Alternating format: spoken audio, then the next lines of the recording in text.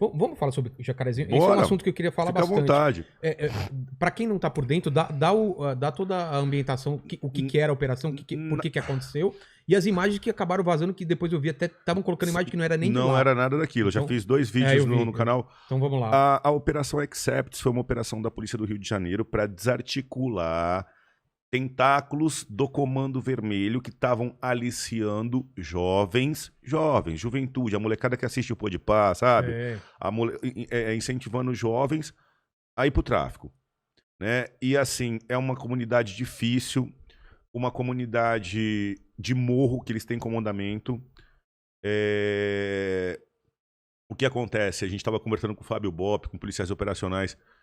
O criminoso, há muitos anos, os criminosos no Rio de Janeiro se armaram pesadamente, tem fuzis. E quando o traficante, o chefão, ele dá um fuzil na mão de um criminoso da favela para segurar o crime, para lutar pelo lado do mal, aquele cara não pode segurar um fuzil e fugir. Né? É uma realidade que ele vai estar de fuzil ali para ir pro confronto. Então, a gente tem confronto em São Paulo? Tem muito confronto. Mas, assim, os confrontos em São Paulo... Se eu for em umas comunidades de São Paulo, eu nunca ouvi falar de ter 5, 10 caras de fuzil. Cada fuzil tem 30 cartuchos, Léo. Caramba, cara. 30. 6 fuzis tem 180 tiros. Nossa. Então tem 6 caras de fuzil para receber a gente. O fuzil atravessa... Rasga pessoas, 2, 3. Mas carro, lataria? Carro forte, lataria tudo. Caramba. É muito potente, entendeu? Então... exército, né? Arma militar. Arma militar. Então, assim, no Jacarezinho, logo que eles chegaram, a Polícia do Rio tem um carro blindado, que é pra subir morro, Caveirão. Já apareceu em filmes e tal? Já. Eles chegaram, um policial saiu do Caveirão. Quando o policial saiu do Caveirão, ele tomou um tiro na cabeça. Caralho. A ocorrência começou porque ele teve que sair do Caveirão porque tinha barricadas, não dava pra subir. E os caras já esperando... Com o tiro amarrado. Então, você pega, monta a barricada, isso chama-se emboscada. Você pega e coloca 2 barricadas aqui, fica numa posição, você já deixa o tiro marcado, mas você ajusta o tiro ali. Porque já sabe que... O carro vai parar ali. É um lugar estreito. Isso. Então, assim, é uma operação que começou com a execução de um policial. Caralho. E aí, você analisando o armamento que foi pego, a quantidade de... foram pistolas, 12, granada. Granada os caras usaram? Granada. Não, foi apreendido granada, submetralhadora, 12 pistolas, muitas armas. Então, nessa situação, a polícia tá ali para fazer valer a lei. A polícia tá ali para tirar a molecada da mão do tráfico. E a polícia que é o Estado, que somos nós.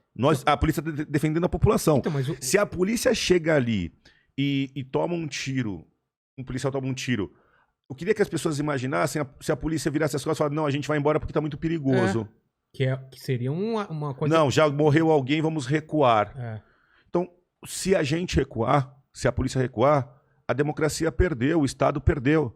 A ordem eles perdeu. Colocaram mais demarcaram mais um. Aqui é meu, ninguém mais entra. Isso. Aí é o Estado sendo... Terra de ninguém, né? Não dá. Então, quando a polícia vai, ela tem que ir para resolver. Mas uma operação dessa, por exemplo, tinha helicóptero junto, tinha gente... Toda a estrutura. Mas como que você consegue definir, por exemplo? Esse cara devia estar muito escondido, esse sniper. Vilela, é morro e é irregular. As favelas são irregulares. Quando você pensa aqui num bairro, você tem as ruas paralelas e as... né? Exatamente, uma casa do lado da outra. É uma coisa toda... Você não sabe. E eles conhecem o território que nem a palma da mão. Eles sabem onde cada viela e cada beco vai chegar. Se o beco é um beco sem saída ou não. Qual casa que ele pode se esconder, Qual casa que ele pode se esconder ou não. Eles têm todo esse controle. Tem um armamento pesado de guerra. Sabem usar a arma, senão não acertavam um tiro na cabeça. A distância. Né? E eles não recuam. A polícia do Rio de Janeiro vive uma situação sui generis. A gente tem dificuldade em São Paulo? Tem. A gente tem aqui quadrilhas do Novo Cangaço, essas quadrilhas de rouba-banco, você já viu? Claro. Invade a cidade. Quando você vai prender uma quadrilha dessa, tem 4, 5 caras armados de fuzil. Mas você estudou, planejou, você sabe que tá indo pegar os caras do rouba-banco.